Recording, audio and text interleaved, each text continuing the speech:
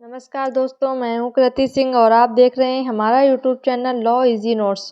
Law को समझना हो गया है इजी। दोस्तों यहाँ पर हम आपको लॉ को आसान भाषा में समझाने का प्रयास करते हैं। दोस्तों टॉपिक स्टार्ट करने से पहले आप हमारे चैनल को सब्सक्राइब जरूर करें, जिससे भी आप कोई भी वीडियो मिस ना करें। तो चलिए स्टार्ट करते हैं।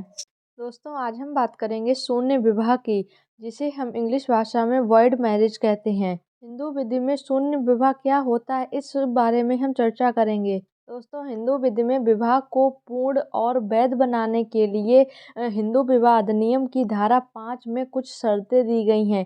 जब इन शर्तों को पूरा करके दो पक्षों के द्वारा विवाह संपन्न किया जाता है, तब विवाह को वैध माना जाता है और इस विवाह के होने के पश्चात पति पत्नी के नए दायित्वों और अधिकारों का सृजन होता है। यदि विवाह शून्य हो जाता है तो उनके दायित्व और अधिकार भी समाप्त हो जाते हैं। दोस्तों हिंदू विवाह अधिनियम 1955 की धारा 11 यह बताती है कि शून्य विवाह कब और किन परिस्थितियों में होता है। दोस्तों इस धारा के अनुसार कोई विवाह शून्य तब होगा यदि वह विवाह की धारा 5 की उपधारा 1, 4 और 5 का उल्लंघन करती हो। दोस्तों हिंदू विवाह अधिनियम 1955 की धारा 5 की उपधारा 1, 4 और 5 में किन स्थितियों का वर्णन किया गया है, आइए जानते हैं। दोस्तों हिंदू विवाह अधिनियम 1955 की धारा 5 का उपखंड 1 यह कहता है कि विवाह के समय किसी भी पक्ष का कोई भी पत्नी या पति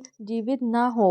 इसका सीधा मतलब है कि यदि व्यक्ति द्विविवाह करता है तो वह दूसरा विवाह शून्य हो जाएगा। दोस्तों हिंदू विवाह अधिनियम 1955 की धारा 5 के उपखंड 4 में बताया गया है कि पक्षकार प्रतिसिद्ध संबंध के अंदर हो, जब तक कि उनमें से प्रत्येक को शासित करने वाली प्रथा या चलन उन दोनों के बीच विवाह की अनुमति देती हो। इसका मतलब यह है कि एक पक्ष दूसरे पक्ष का पिता, दादा, चाचा, मामा या ऐसा कोई भी रिश्ता ना हो, या फिर वे एक दूसरे के रिश्ते में भाई बहन ना लगते हों, जैसे चाचा, मामा, फूफा, मौसा, ताऊ, किसी के लड़के या लड़की किसी संबंध ना हो, या फिर वह विवाह किसी प्रथा के अभाव में हुआ हो, जो प्रथा उस विवाह को पूर्ण और वैध बनाने के लिए अत्यंत आवश्यक हो। ऐसी स्थिति में भी विवाह शून्य हो जाता है। दोस्तों हिंदू विवाह अधिनियम 1955 की धारा 5 के उपखंड 5 में बताया गया है कि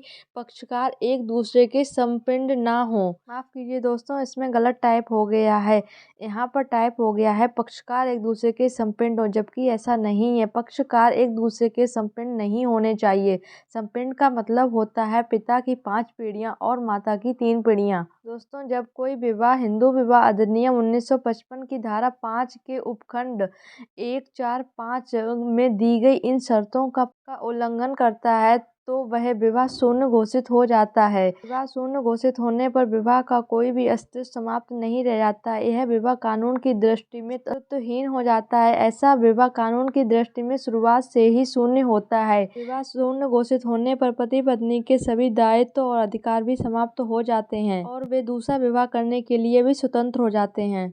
दोस्तों यह थी शून्य विवाह से संबंधित कुछ जानकारी। आई होप दोस्तों कि आपको शून्य विवाह समझ में आ गया होगा और आपको हमारी वीडियो पसंद आई होगी। ऐसी ही वीडियो को देखने के लिए और लॉ को आसान भाषा में समझने के लिए आप हमारे YouTube channel law easy notes को सब्सक्राइब करें और कमेंट में बताएं कि आपको हमारी वीडियो कैसी लगी।